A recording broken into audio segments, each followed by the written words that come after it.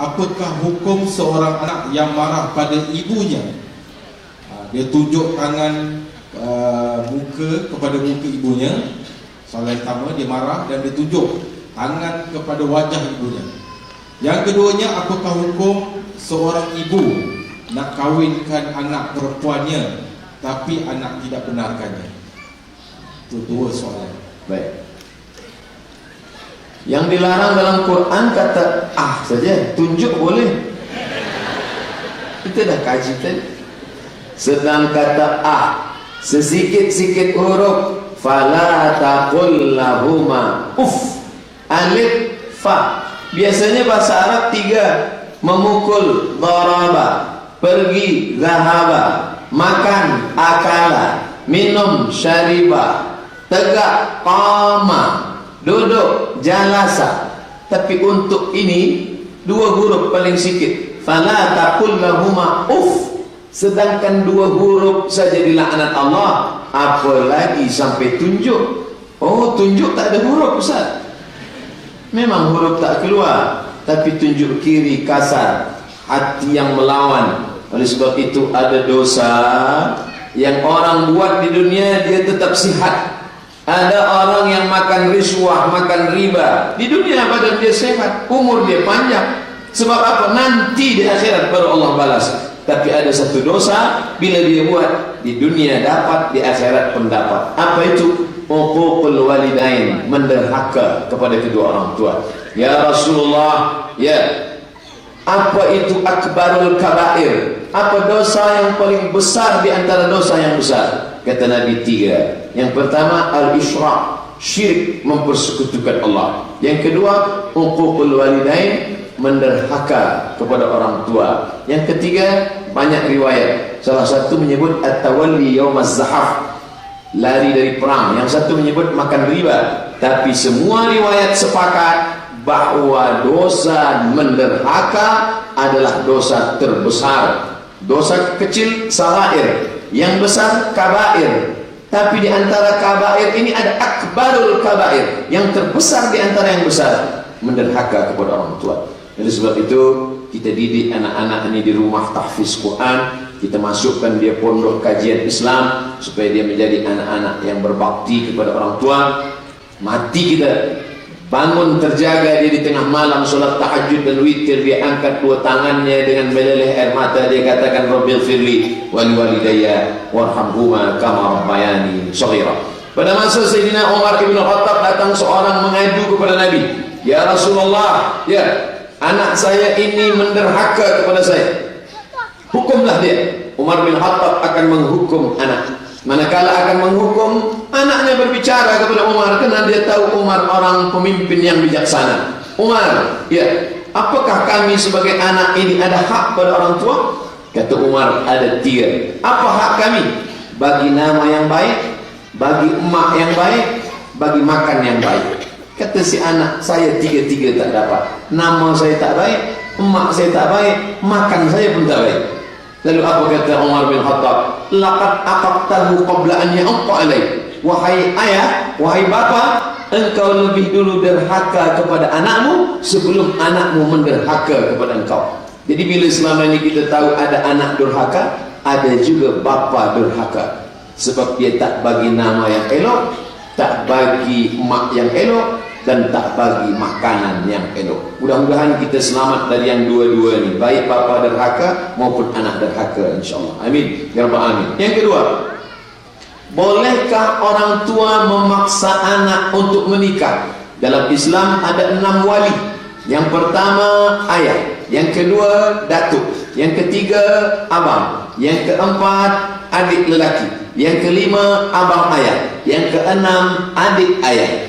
Tapi di antara 6 wali ini ada 2 namanya wali mujbir dalam mazhab Syafi'i. Wali mujbir, wali yang boleh memaksa. Wali mujbir 2 saja, ayah dan datuk. Jadi bila saya seorang ayah balik ke rumah, saya panggil anak perempuan saya, anak perempuanku, aku sudah nikahkan engkau dengan seorang lelaki di majlis tadi. Aku nikahkan engkau dengan anakku dengan mahar mengajarkan surah Ar-Rahman tunai. Nikah sah. Sebab ada namanya wali mujbir. Tapi rasa-rasanya sekarang ni tak boleh kita buat, sebab perempuan dia sudah masuk belajar universiti, dia ada kenal lelaki, dia ada suka. Maka dalam hal ini kita sebagai ayah, sebagai bapa, kita ditanya, ada tu orang lelaki yang datang nak meminang engkau, mahukah engkau dengan dia? Bila dia diam, kata Nabi cakap pasal ni, bila perempuan itu diam, as-sukutu alamatur ridha, diam tanda bersetuju. Diam dia, nak engkau dengan dia diam, tanda bersetuju. Dululah, sekarang tak. Nak dengan dia, nak sangat. Sebab itu mudah-mudahan yang paling baik adalah kita tak paksakan, tapi yang paling baik adalah bermesyuarat. Kerana dalam Quran dikatakan wa amruhum syura bainahum, hendaklah bermesyuarat, bapa, bunda dengan anak bermesyuarat. Bila kita bermesyuarat, apa yang kita tengok? Dua. Idza ja'akum man tardawna dinahu, bila datang lelaki meminang anak gadis kamu, pandang dua, din ugamanya baik, wa khuluquhu akhlaknya baik. Baik ugamanya, baik akhlaknya, fazawijuhu, nikahkan dia. Yakunu fuqara yughnihimullah, kalau dia fakir, Allah akan buat dia kaya raya. Mudah-mudahan Allah bagi kita kelapangan hati untuk bermesyuarat. Amin ya rabbal alamin. Okey, soalan seterusnya Ustaz. Di manakah kedudukan seorang wanita yang tidak pernah berkahwin sehingga ke akhir hayatnya, kedudukannya di sisi Allah SWT? Yang kedua, bagaimana cara untuk membantu kawan yang bertatu untuk kembali ke jalan Allah? Dia risau dengan persepsi masyarakat kepadanya. Soalan yang ketiga, soalan berkenaan dengan harta pusaka. Bolehkah harta pusaka dibahagi sama rata lelaki dan perempuan apabila semua beri persetujuan, sedangkan kita tidak tahu keikhlasan mereka yang beri persetujuan? Setakat ini tiga dulu. Tiga soalan. Perempuan yang menjaga dirinya dari yang haram, nama sifatnya iffah. Doanya, Allahumma inna nas'alukal huda wat-tuqa wal-afaf wal-ghina. Iffah, menjaga diri dari yang haram dan syubhat. Perempuan yang menjaga diri dari yang haram dan syubhat disebut dengan afifah. Sifatnya iffah, orangnya afifah. Bila dia jaga dirinya sampai akhir hayatnya, tak juga ada lelaki yang meminang, mati dia meninggal dunia, maka dia tetap mendapatkan surga Allah Subhanahu wa ta'ala. Adapun perempuan yang tidak mahu kerana menolak sunnah Rasulullah, itulah yang ditolak oleh Allah Ta'ala. Hadisnya jelas, faman raghiba an sunnati falaysa minni, sesiapa yang tidak ikut sunnahku, sunnah menikah, maka bukan umatku. Jadi dia betul, tak adalah guna nikah ni. Ini yang tak boleh. Tapi bila dia tunggu, tak juga datang. Yang muda tak datang, laki orang pun tak datang. Maka ini Allah jaga diri dia, dia tetap dapat balasan. Ada kitab ditulis oleh Syekh Abdul Fattah Abu Ghuddah dari Suriah, dari Syam. Judul kitabnya Al-Ulama Al-Uzzab Alladzina Atharul Ilma Ala Zawaj. 30 ulama yang sampai akhir ayat tak menikah kerana lebih mengedepankan, lebih mengutamakan ilmu daripada nikah. Di antaranya Imam Ibn Taymiyah, di antaranya Imam An-Nawawi, di antaranya pula Syekh penulis kitab Fi Zilalil Quran, Said Qutb. Perempuan pun ada yang tidak menikah hingga akhir hayat, tapi bukan dia menolak sunnah.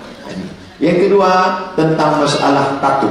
Hadisnya sahih, diriwayatkan dari sahabat Nabi Abdullah bin Mas'ud radhiyallahu anhu. La'anallahu al-washimat, Allah melaknat perempuan yang tukang buat tattoo. Wal mutashimat, minta buatkan tattoo. Wal mutanammisat, yang mencabut bulu mata. Wal mutafallijat, yang merubah-ubah bentuk gigi. Gigi yang dah elok dia ubah. Kalau memang tak elok, ada setengah orang bila dia senyum kita pula takut. Itu boleh lah. Dia ubah dari yang tak normal kepada yang normal, tak apa. Tapi yang dah elok hanya memperturutkan hawa nafsu, maka dilaknat Allah. Wal mutafallijat wal mughayyirat. Kelima, mughayyirat, merubah ciptaan Allah lil husni, hanya untuk cantik saja, maka masuk dalam laknat Allah. Apakah yang sudah pernah berbuat tato dulu sekarang ada, meskikah dia gosok dengan api supaya hilang? Tak perlu, sebab wuduk dia tetap sampai. Kadang setengah yang masa muda dia dulu banyak buat dosa, dia ada tato semua. Di Jepun ada seorang pengikut Yakuza, dari mulai gelang tangan sampai gelang kaki semua ada tato. Tapi lepas tu dia taubat, hafaz Quran, dia jadi imam. Apakah kita yang jadi makmum ni berkata-kata, sah kata sembahyang aku imam tato ni? Ustaz, macam mana kalau ada orang bertato sembahyang? Dia ada tato, dia sembahyang, tak masalah. Yang masalah tu tak bertato, tak sembahyang.